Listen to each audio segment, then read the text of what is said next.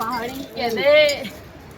यह है पहाड़ों में कंधे से कंधा मिलाकर चलने वाली कन्या। ये है नीचे का व्यू। किसी मशहूर घुमक्कड़ ने कहा है कि आप यात्राओं पर नहीं जाते, यात्राएं आपको ले जाती हैं। ठीक ऐसा ही हमारे साथ हुआ। कई बार आप किसी यात्रा पर प्री प्लान्ड होकर नहीं जाते। आपने सोचा कुछ होता है, लेकिन अंतिम समय में प्लान चेंज करके आपको करना कुछ और पड़ता है। तो ऐसी जो यात्राएं होती हैं उनकी कहानियाँ भी बहुत ज़्यादा रोमांचक होती हैं। तो ऐसी ही एक रोमांचक कहानी के सफ़र पर आज मैं आपको लेके जाने वाला हूँ।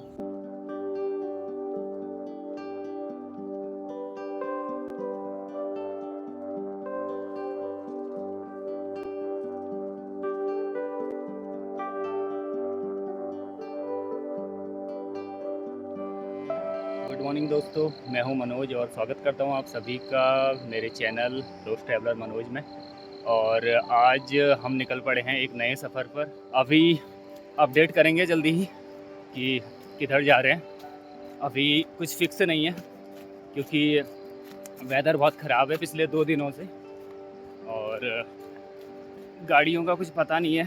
अभी पता लगा है कि ऑल वेदर रोड जो है बंद है, तो देखते हैं क्या होता है, उसके हिसाब से अपडेट करेंगे आगे का जो भी रहेगा।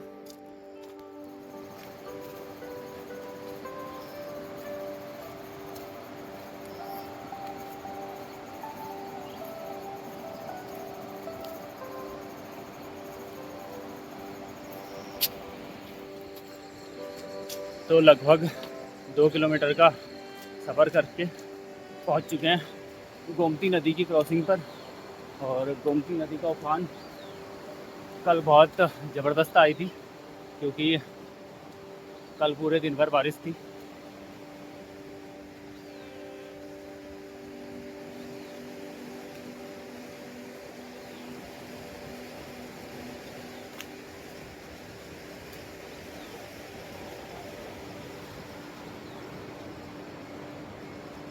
हो गया गाइस, पोपट हो गया, बस वाले ने नहीं बैठाया। वीडियो उसकी भी बनानी थी ना, तब आगे तो डाल दे वीडियो नहीं। कहानी कुछ ऐसी है कि लगभग 2 से 3 महीने पहले हमने एक मानसून ट्रिप प्लान की थी, जैसा कि हम हर साल करते हैं। तो इस बार का हमारा प्लान था पिंडारी और कफनी ग्लेशियर जाने का। ये ट्रिप लगभग 6 दिन की होने वाली थी और हमारी सारी तैयारियां हो चुकी थी। सभी दोस्तों ने अपनी अपनी छुट्टियां ले ली थी और जाने की डेट भी फिक्स हो चुकी थी। लेकिन एंड टाइम पर हुआ ये कि ज़्यादा बारिश की वजह से और लैंडस्लाइड की वजह से सरकार ने पिंडारी ग्लेशियर ट्रैक की जो यात्रा है उस पर रोक लगा दी। तो हमें एक बैकअप प्लान बनाना पड़ा और बैकअप प्लान ये बना कि हम जो है फूलों की घाटी और रुद्रनाथ ट्रैक करेंगे। रैंडमली कोई भी बैकअप प्लान बनाना हमेशा आसान नहीं होता क्योंकि आपको बहुत जल्दी चीज़ों को सॉर्ट आउट करना पड़ता है और सारी प्लानिंग को डाइवर्ट करना पड़ता है दूसरी जगह के लिए। हुआ यूं ही क्योंकि जो हमारी एकमात्र बस थी जो बागेश्वर से देहरादून के लिए चलती है, जिसमें हमको कर्णप्रयाग तक जाना था, वो हमारे लिए एक सस्ता विकल्प था क्योंकि टैक्सी का किराया भी महंगा होता है और बुकिंग तो और ज़्यादा महंगी होती है। लेकिन बस में ऑनलाइन बुकिंग होती है तो आजकल बस भी फुल रहती है, तो बस वाले ने हमें मना कर दिया।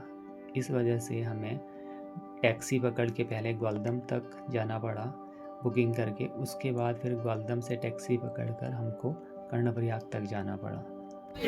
मैं सुन लेता हूँ। नहीं, हमें सुनना है ना फिर। हमला छोड़ा है, हमला छोड़ लिया। बताओ ना एक बताओ। क्या बताया तुम्हें? बता दे। दाल दुपट्टा।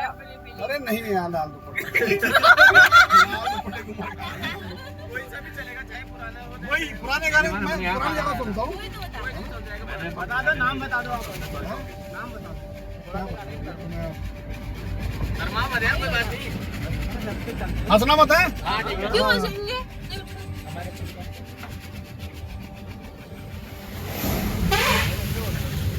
प्लान ये था कि कर्णप्रयाग तक हम टैक्सी में जाएंगे और वहाँ से हमें जोशीमठ के लिए प्राइवेट या गवर्नमेंट बसेस मिल जाएंगी। लेकिन काफ़ी देर इंतज़ार करने के बाद जब कोई बस नहीं मिली तो फिर वहाँ से हमको टैक्सी पकड़नी पड़ी हेलंग के लिए। हेलंग इसलिए क्योंकि कर्णप्रयाग से जोशीमठ के लिए भी कोई डायरेक्ट टैक्सी नहीं मिल रही थी।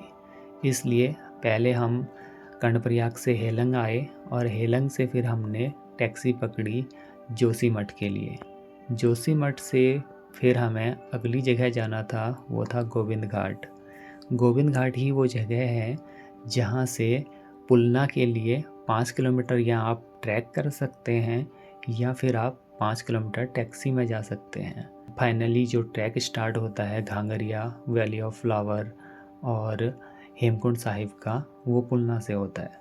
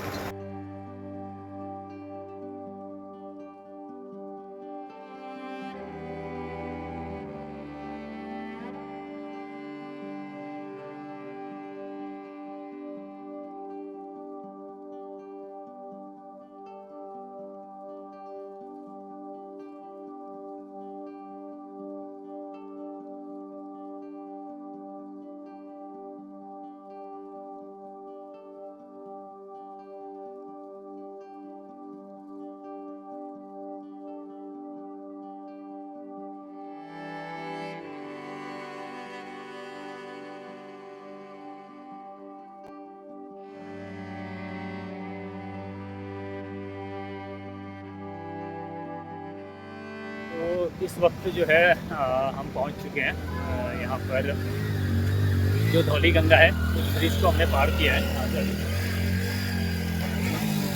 2 बजे के बाद यहाँ से अलाउ नहीं है ऊपर को जाने देना, लेकिन हमने जो यहाँ पर पुलिस वाले थे उनसे रिक्वेस्ट की तो उन्होंने कहा कि आप चले जाइए, तो काफ़ी धन्यवाद उनका भी।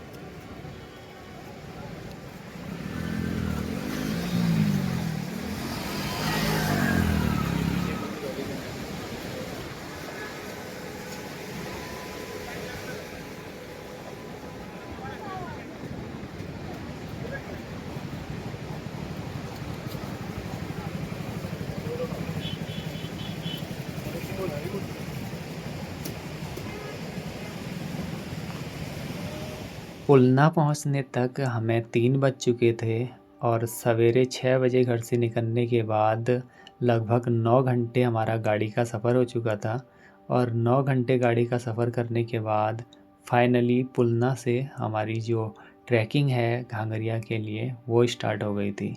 9 घंटे गाड़ी में बैठे बैठे पूरा शरीर जाम हो गया था। अगर मैं पर्सनली बात करूं तो मुझे ट्रैकिंग करना बहुत ज़्यादा पसंद है, पैदल चलना बहुत ज़्यादा पसंद है। गाड़ी का सफ़र ज़्यादा से ज़्यादा 1-2 घंटे में ही मुझे बोरिंग लगने लगता है। हमें अभी 5 किलोमीटर तो चलना है। 5 किलोमीटर तो बच्चों का खेल है, ज़्यादा थोड़ा नहीं है, आराम से पहुंच जाएगा। सरदार जी कह रहे कि बड़ी हिम्मत पाल दी मैडम जी ने। हमने उनको बताया कि वो पहाड़न है, ऐसी लुल्लू पुल्लू यूपी वाली या वैसी थोड़े ना है। मतलब हमारे पास यूपी वाली भी है वो स्ट्रॉन्ग यूपी वाली भी है हमारे पास। अब वो यूपी वाली नहीं है ना, वो अब हमारी हिस्सा है।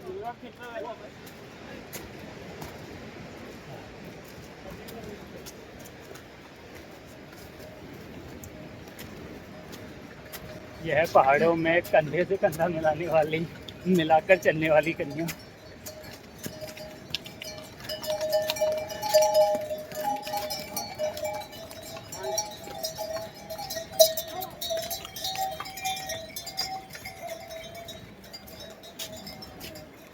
पहाड़ी कहते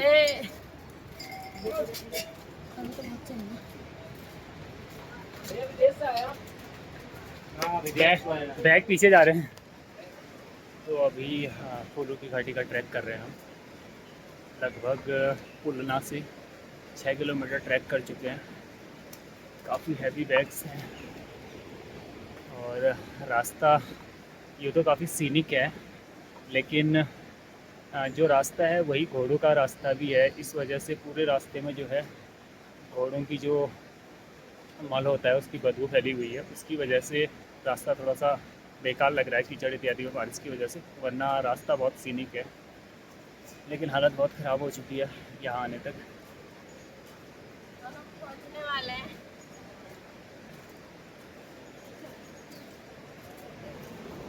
साथ में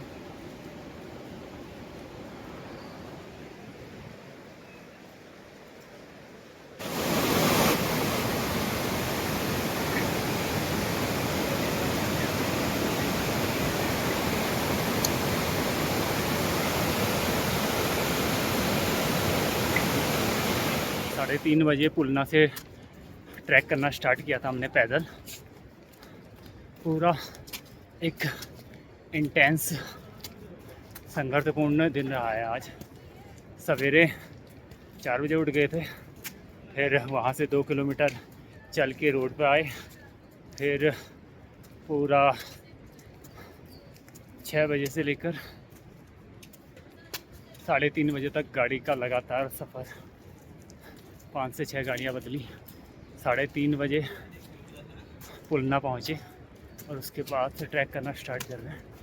और अभी भी लगभग 1-1.5 किलोमीटर बचा हुआ है, पर व्यू पूरा सीनिक है यहाँ का।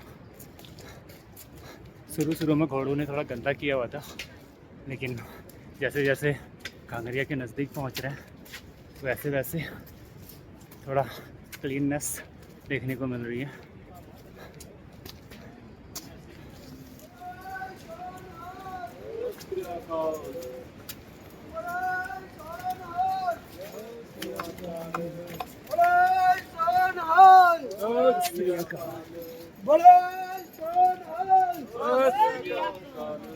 पूरी यात्रा के दौरान बहुत सारी पॉजिटिव वाइब्स थी और सीनिक नज़ारे थे, और हेमकुंड साहिब जाने वाले, वैली ऑफ फ्लावर जाने वाले लोगों से रास्ता पूरी तरीके से भरा हुआ था।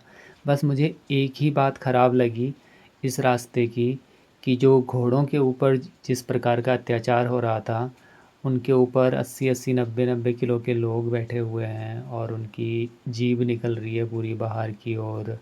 जो भी है, यात्राएं आप अपने मनोरंजन के लिए करते हैं या अपनी आस्था के लिए करते हैं, किसी भी तरीके से आप करते हैं या किसी भी मकसद के लिए करते हैं, आपको अपने शरीर को कष्ट देना चाहिए। और यात्राएं तब करनी चाहिए जब आपके शरीर में जान हो, आपके हाथ पैर चल रहे हों, जब आप जवान होते हैं। ऐसी यात्रा किसी काम की नहीं जिसमें आप किसी पशु पर अत्याचार करें या किसी पशु की पीठ पर सवार होकर किसी जगह पर पहुँचें।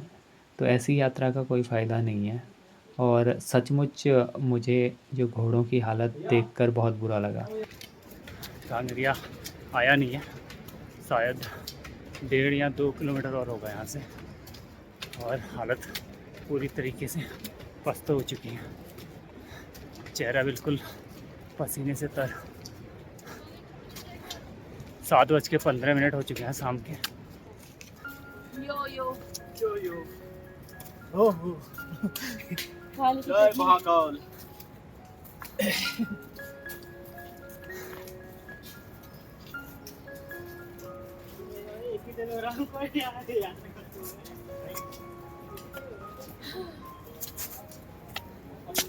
गुलशन भाई ने निंजा टेक्निक अपना ली है।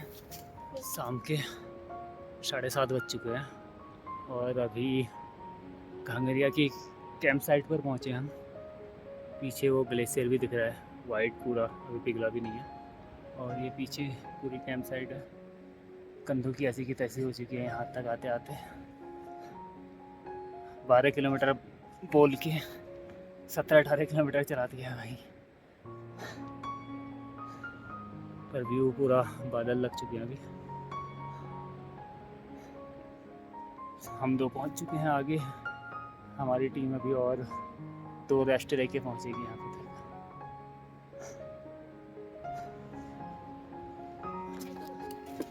8 बजे फाइनली कांगरिया पहुँच चुके हैं। अभी रूम पर नहीं पहुँचे हैं। भरत, धीरज और रवि ने पहले जाके रूम की व्यवस्था की हुई है, और रूम हमें मिले हैं 2500 रुपये में। 2 रूम मिले हैं, 9 लोग हम रहने वाले।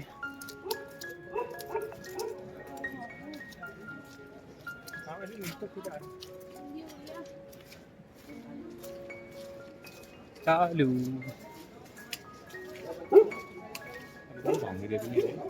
यही तो है ये।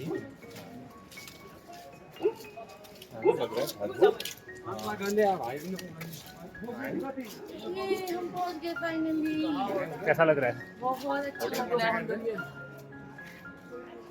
बाहर ही बैठे होंगे वो, जहाँ भी होंगे। चलो चलो चलते रहो। अरे यही होटल आगे नहीं खत्म है बस खत्म इतना हुई ही। है वो। चलो।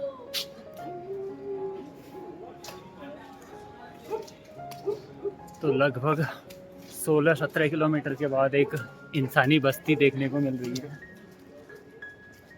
बड़ी मुश्किल से इंसानी बस्ती।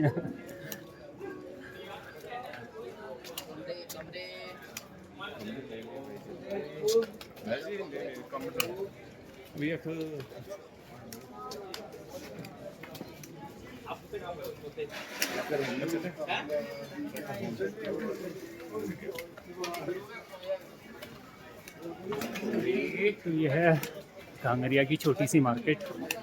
यहीं से हेमकुंड साहिब और वैली ऑफ फ्लावर की ट्रैकिंग स्टार्ट होती है।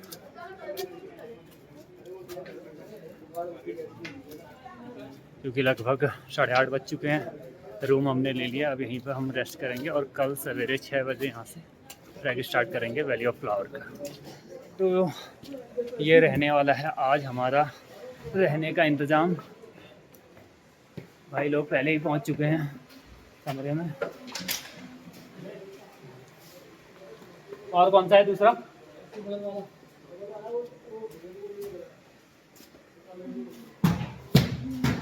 यह है रूम। फाइनली रूम पर पहुंचने के बाद सबके चेहरे पर रौनक आ चुकी है। तेल मालिश भी है। एक बार सभी अपने अपने भाव बताएं कैमरे में, कैसा लगा? बताओ वहाँ बताओ कैमरे में देख के बताओ जल्दी, कैसा लगा? अच्छा लगा। तो बताओ। मैं तो इतनी ज्यादा एक्साइटेड हूँ सुबह व्यू के लिए। अभी भूख लगी है बस। बताओ कैसा रहा सफर? अच्छा लग रहा है, काफी ऊपर चढ़े और अभी तो पानी भी है। उनको भाई सफर वाज फैंटास्टिक। आफत कितनी आई? आफत थोड़ा सा क्या है कि सामान हमारा डामाडोल हो गया, उसी की वजह से हुआ, बाकी और कुछ नहीं था नॉर्मल था। मेरे तो एक नंबर सफर था, मतलब नज़ारे इतने सुंदर, नज़ारे इतने पहाड़, मज़ा आ गया। बस थोड़ा साथियों में वो था कि आगे पीछे थे तो इस वजह से वो हो गया। बाकी हालत तो थोड़ी बहुत ख़राब हुई है क्योंकि चढ़ाई इतनी खतरनाक थी। और क्या कहते हैं, थोड़ा ध्यान देना पड़ेगा फिटनेस पे। और जो भी आना चाहते हो फिटनेस पे बहुत ध्यान दो, पहले ही बता रहा हूँ। तेल भी निकल गया। दोस्तों के बहकाव में यहाँ ना साफ हो सकते हैं। इतना मजा आ रहा है, इतना सुकून, फिलहाल यही रख दे, बाकी देखते हैं। इतना सुकून। चलो चलो कमरे में जाके सुकून मिल रहा है। अभी मत लो, अभी मेरे को अनलोड होने दो। वो भी आ रहा है। मुमताज पनीर भी है। हाँ, ये मुमताज पनीर पे क्या राज है?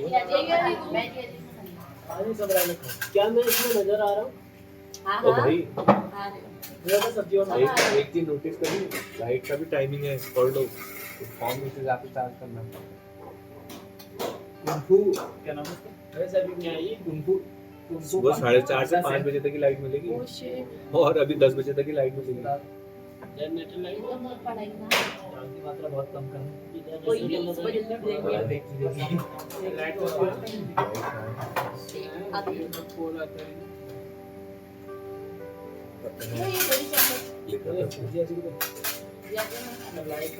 अलग अलग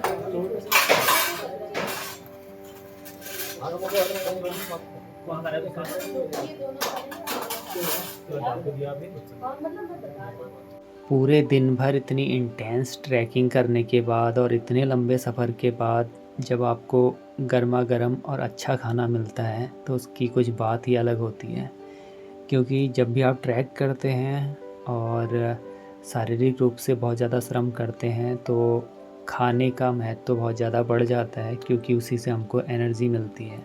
सवेरे ग्वालदम में 7 या 7:30 बजे के आसपास हमने हल्का फुल्का नाश्ता किया था। उसके बाद दिन भर में हमने कुछ भी नहीं खाया कहीं पर भी, क्योंकि सफ़र इतना ज़्यादा लंबा था। गाड़ी का लगभग 6 से 7 गाड़ियाँ बदली हमने उसके बाद यहीं पहुंचकर सीधे रात के लगभग 10 बजे हमें खाना मिला। रास्ते में कहीं भी खाना खाने का टाइम तक नहीं मिला।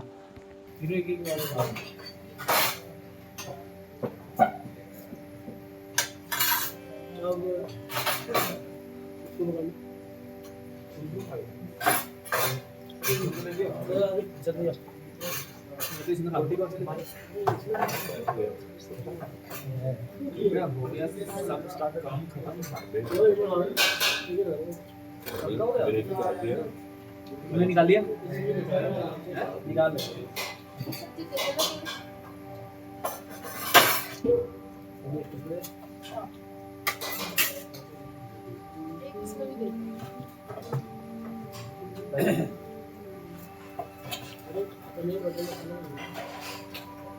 ये ले ली पूरा अगला बोला बच्चा हो गया तब तक निकाल दे थोड़ा रोटी और बंद अरे कह रहे आए नमक दे दिया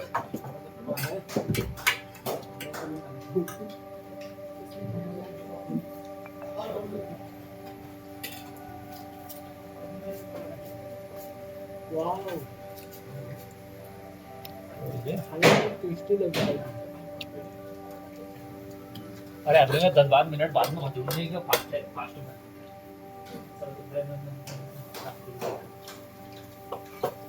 इसको बोलते हैं रूम में है रूम में अरे सही कह रहा है भूख मिट गई मीठी तेरी मीठी हो रही तेरी मिट गई बहुत हो गया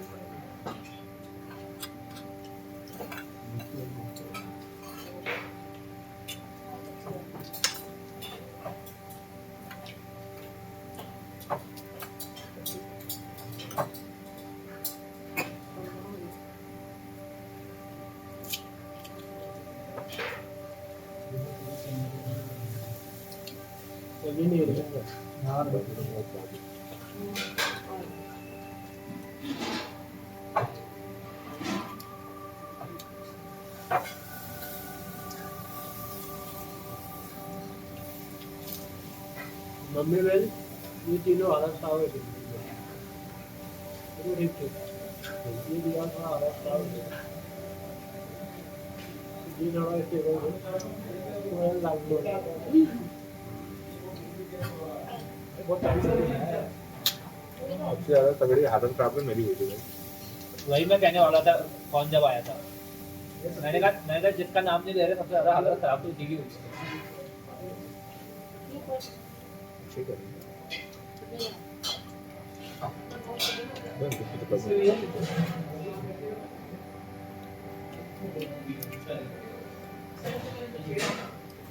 वही दिक्कत अब ना मैं चश्मा हटाया सर दर्द हो गया चश्मा पहनूं भाप बन जा रहा है दिख नहीं रहा था यही दिक्कत है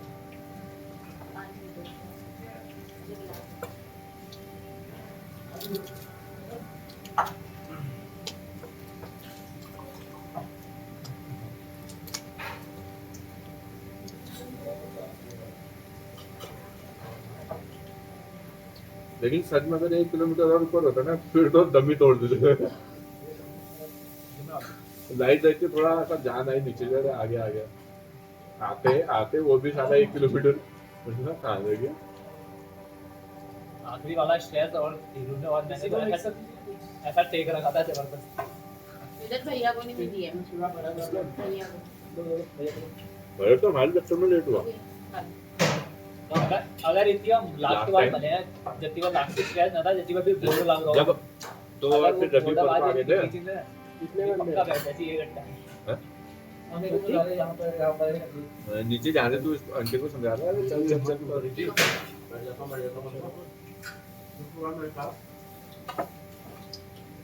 मैं देखा मम्मी कुछ बोर्ड तो दिख रहा है काम करते आ गए मैं जल्दी पहुंचना है लेट पहुंचना मैटर नहीं होता ये बस 800 मीटर है बस 600 मीटर है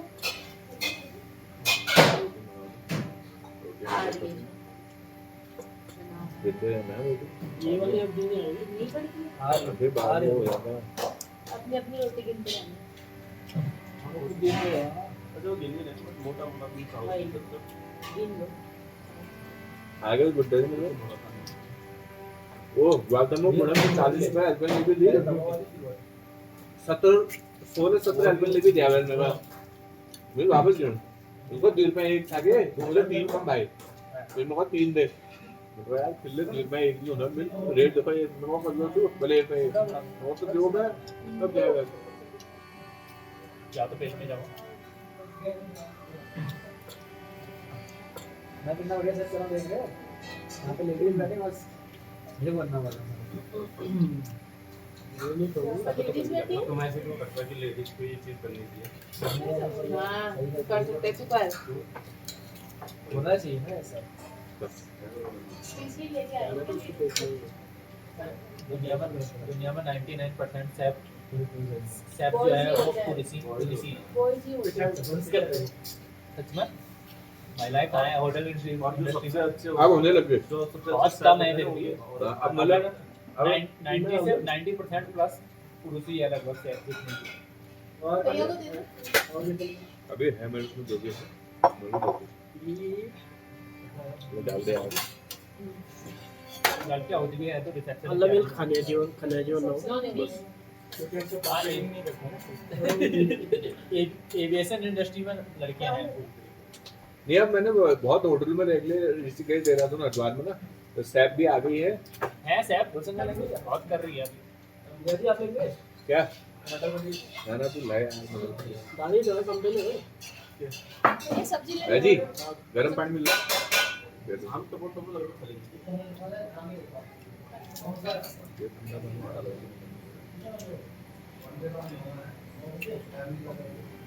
भैया मिक्स सब्जी मिक्स सब्जी थी ये लो ये क्या खाई आपने मिक्स सब्जी दाल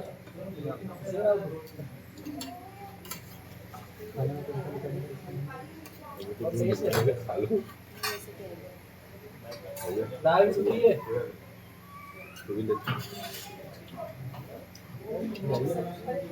अरे जो देखो जो खाने की चीज को एक कपड़े करके चलो दाल सब्जी है सब्जी उनको दे दो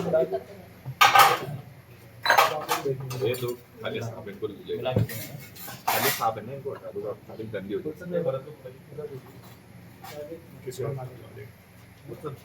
इधर तो लेंगे गर्म पानी उन्होंने गर्म पानी लो गर्म पानी लो गर्म पानी हाँ मंगाया मैंने अरे यार थर्मस तो लेके ही नहीं आया मैं ले आओ और हो जाएगा नहीं रहता आधा लग जाएगा